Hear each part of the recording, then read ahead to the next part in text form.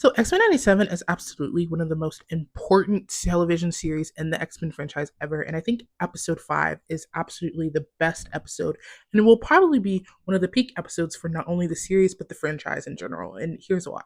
So I'm using this title card in particular because it's one of the few episodes that focuses on the relationship of Rogue and Remy, as well as just the relationship between Magneto and Rogue, as well as just everything that's gone on with the backstory of Rogue, how she got to this place, and how sort of like Gambit fits into that. And I think this was really just an excellent episode in how they really showcase the dynamic of Gambit and Rogue. Because I felt like there are multiple times where they kind of like built up the love triangle between Remy, Rogue, and Magneto, and there was a lot of just like drama there, but I feel like they didn't really correctly explain it and how just like things kind of like got to the place that they were in the current day of X-Men 97. So I actually really appreciate episode 5 for finally being able to explain like everything, kind of like Rogue's like true backstory, how she got there, just her relationship with Remy, because I felt like there's a lot of misunderstanding just how Remy really feels like his place as not only just a hero, but also just someone in Rogue's life. And I'm glad that we really finally got that clarification.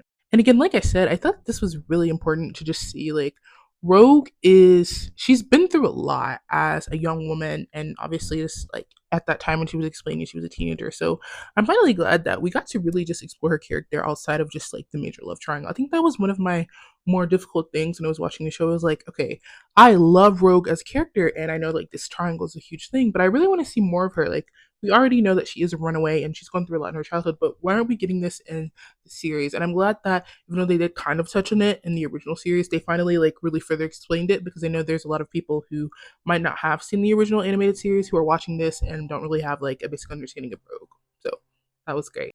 Another thing that I also just really appreciated is the fact that Gambit is a freaking go. And I feel like during the Hugh Jackman era of just like the X Men franchise, we never really got to see, just other characters outside of like Logan shining. Everyone else pretty much like had to be nerfed down, including characters like Gambit, even Cyclops. Hey, and I'll even say Storm.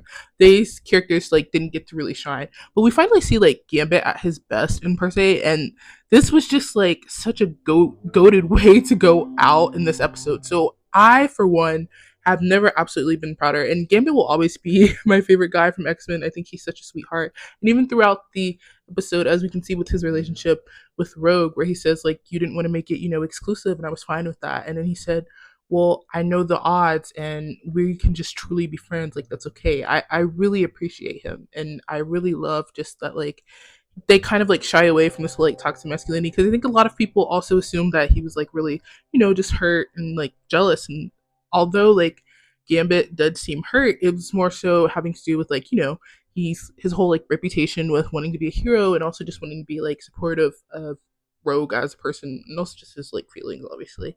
So I really am glad that they really highlighted that in this episode.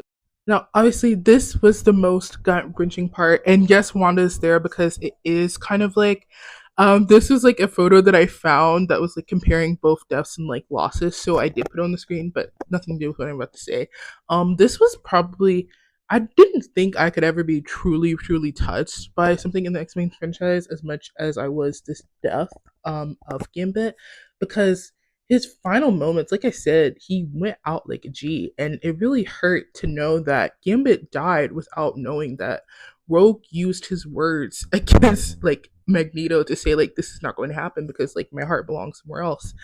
And the fact that she finally got to have like some type of physical touch with him, but it's because he's in death, so she's not going to absorb his powers. Like, it was such a moving thing, and it also came with like the devastation and the like tragedy that was in Genosha, and the fact that they'd been like blown up by the Centennials. Like, there's so much going on in this episode, and it's so deep, but it's also just so moving. I genuinely don't understand how, if you are not watching X Men 97, you absolutely need to be tuned in. And with the popularity of episode 5, I'm really hoping that this leads to more people really just reading Rogue and Gambit's story. In the more recent years, they have newer comics from 2018 on where it shows, their relationship outside of just being like friends, exploring, like going on to even getting married in the comics. And I think that more people, if they really enjoyed that episode and cried for Gambit's death and what had happened with like him and Rogue and everything, I think they'd really enjoy these comics. To conclude, this is absolutely my favorite episode of the series. I don't want to say they're going to peak with this episode, because I do believe that especially with like the final episodes being three-parter, and like X-Men has a history of having like three-part episodes that are elite. I think it is going to like repeak. But the fact that they were able to incorporate just so much in such little time, like I genuinely felt like I was watching a movie within an episode. And I want to credit the actors, Matthew, who plays I think Matthew Watterson, who plays Magneto, Lenore, who was the original Rogue in the original series, and then AJ Lacasio, who plays Remy, because that the acting in this episode, I think we're not really like discussing that. These people like brought their all. You can tell it meant a lot to them. Like they probably took things from like their personal life and put it into just the acting and the dialogue, and it really shows throughout the entire just episode how much they really care about these characters. So I'm genuinely excited for the future of not only Rogue and Gambit, Magneto as well, but also just X-Men 97. I think this is superb storytelling. And finally, to conclude, the most recent episode got a 9.8 on IMDb, and now the series is the highest rated Marvel series. So that just means, again, that they are truly like X-Men and like Marvel. You guys immediately, like, you have a hit, and I'm super excited for the future of X-Men 97 and what other like comic book stories and the comic book routes they're going to go into with this series. I couldn't be happier with the direction and just everything that has happened with the series, and I'm looking forward to more X-Men content.